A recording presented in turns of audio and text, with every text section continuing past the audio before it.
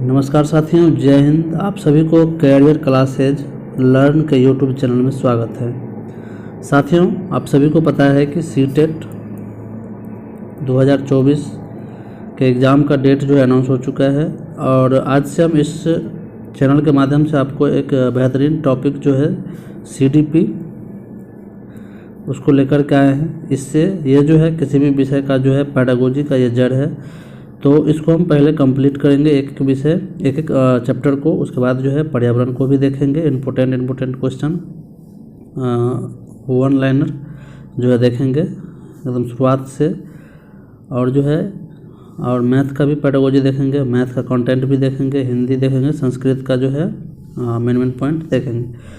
तो अगर इस चैनल पर आप लोग नए हैं तो चैनल को सब्सक्राइब कर ले। ये इस पर आपको सीटेट से जुड़े हुए, डीएलएड से जुड़े हुए इन्फॉर्मेशन आपको दिया जाएगा, एजुकेशन से जुड़ा हुआ इन्फॉर्मेशन आपको इस चैनल पे दिया जाएगा। तो साथियों, आज के इस वीडियो में हम सबसे पहला वीडियो है जो सीटेट 2024 के लिए है, विकास की अवधारणा। इससे जो है लगभग 2 क्वेश्चन बनता है, तो 2 या 3 क्वेश्चन बनता है। इसमें वृद्धि विकास से बनता है, उसके बाद विकास के सिद्धांत से भी आता है क्वेश्चन, आनुवंशिकता वातावरण से आता है। तो इसमें आज हम पूरा कंप्लीट करेंगे, ठीक है। तो विकास की अवधारणा और अधिगम से इसका संबंध, जो पहला चैप्टर है इसका सिलेबस है उसको लेकर के हम आज आए हैं। तो चलिए आज का सेशन हम स्टार्ट करते हैं विकास की अवधारणा से।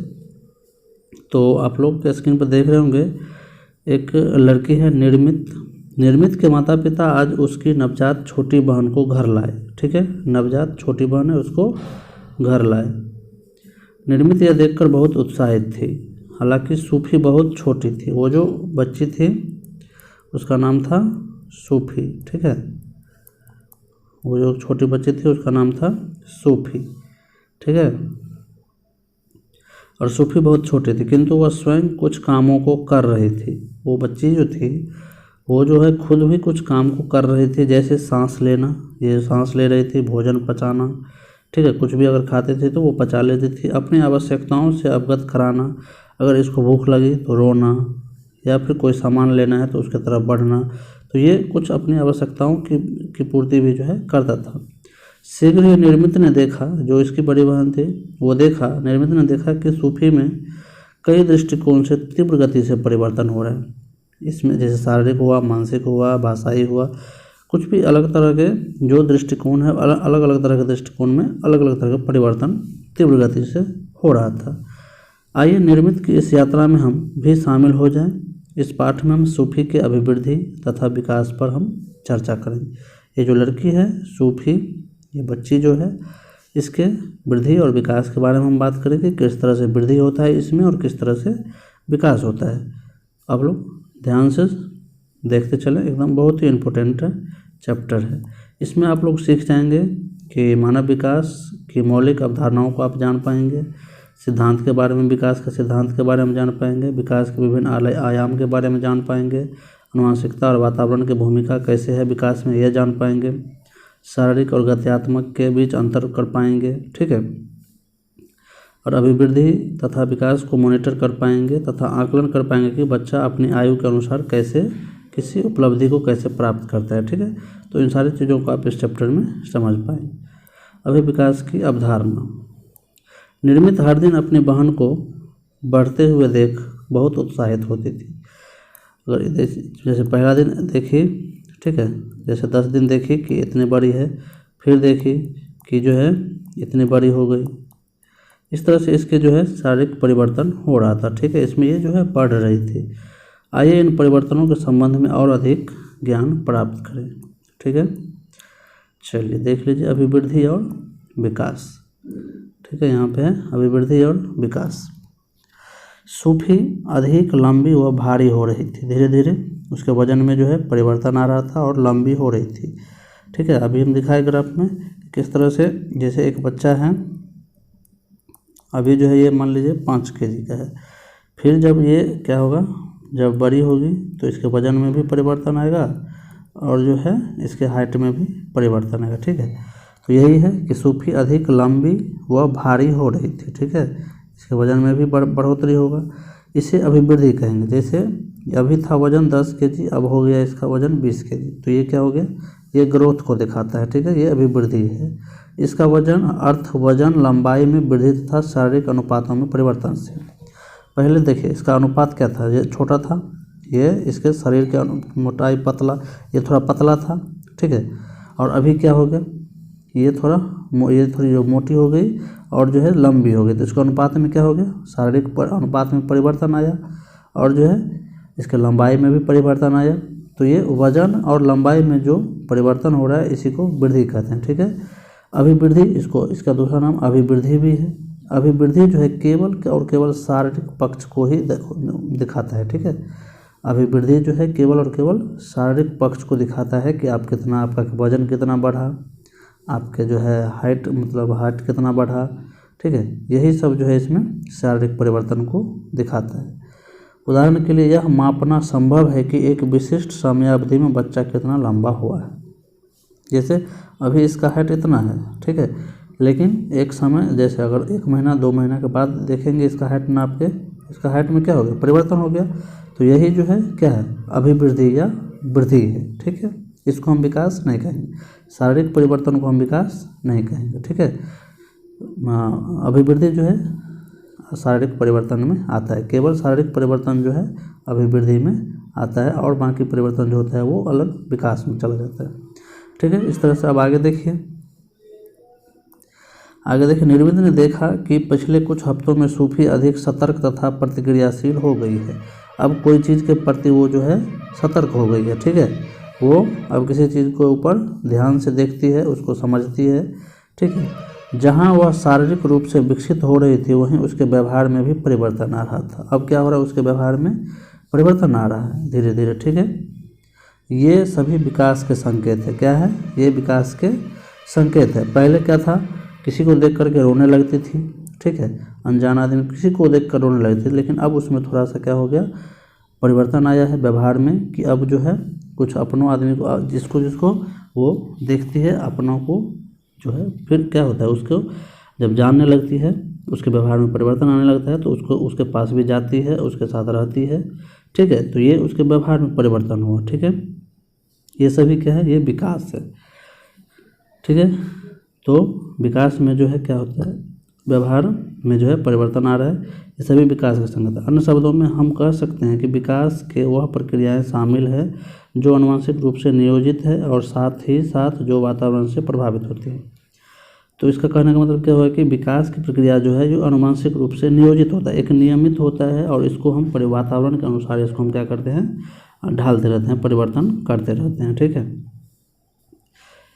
विकास सभी पहलुओं में होता है। विकास जो है क्या होता है, सभी पहलुओं में होता है, जैसे शारीरिक, ज्ञानात्मक या फिर इसको मानसिक विकास भी कर सकते हैं, भाषाई, सामाजिक, भावात्मक या संवेगात्मक कह सकते हैं, तथा अन्य, ठीक है, गत्यात्मक भी होता है। तो 6 आयाम होता है ये, शारीरिक विकास, मानसिक या बौद्धिक कह सकते हैं या ज्ञानात्मक कह सकते हैं, 3 नाम है इसका। उसके बाद भाषाई हुआ, सामाजिक हुआ, भावात्मक या फिर इसको संवेगात्मक भी कह सकते हैं, और एक है गत्यात्मक, ठीक है। तो विकास में जो है सभी पक्ष आ जाते हैं, ये याद रखिए, एग्जाम में पूछा हुआ भी है। और ये भी पूछा है कि अभिवृद्धि का संबंध किससे है, तो केवल शारीरिक पक्ष से, ये भी पूछा गया है, ठीक है। अभिवृद्धि को हम माप सकते हैं, ये मात्रात्मक होता है। क्या होता है, मात्रात्मक होता है या फिर संख्यात्मक भी कर सकते हैं। और विकास जो है आगे पढ़ेंगे, विकास क्या होता है, गुणात्मक होता है, ठीक है। इसमें गुणात्मक परिवर्तन होता है। उदाहरण के लिए समूहों में संयोजन करने का बच्चे की संवर्धित क्षमता तथा मित्र बनाना उसके विकास के सामाजिक पहलू हैं, ठीक। क्या बोला कि जब बच्चा अगर अकेले है और अपने जब समूह में जाता है 2-4 दोस्त के पास, तो उसमें जो समायोजन करता है या फिर जो संवर्धित करता है अपनी क्षमता को, या फिर मित्र जो बनाता है नए नए, वो उसका क्या है, सामाजिक पहलू है, यानी सामाजिक विकास को वो दर्शाता है। किसी का मदद करना वो सामाजिक पक्ष को दिखा रहा है। अगर उसके पास खिलौना है, अगर किसी को दे रहा है तो वो सहायता की भावना रहे, तो वो सामाजिक विकास में आ रहा है, समझ गए। चलिए अब आगे देखते हैं। अब शब्द विकास से तात्पर्य बच्चों में गुणात्मक परिवर्तन है। क्या है, अभी बताएं। गुणात्मक परिवर्तन से जैसे व्यक्तित्व में परिवर्तन या अन्य मानसिक या भावात्मक पहलुओं में परिवर्तन। तथापि प्रायः अभिवृद्धि तथा विकास शब्दों का प्रयोग एक दूसरे के लिए किया जाता है। ठीक है, व्यक्ति द्वारा शारीरिक परिपक्वता यानी अभिवृद्धि प्राप्त करने के पश्चात भी विकास की प्रक्रिया जारी रहती है, यानी कि व्यक्ति अपने वातावरण या परिवेश के साथ समव्यवहार करते हुए निरंतर परिवर्तनशील रहता है। यानी कहने का मतलब है कि विकास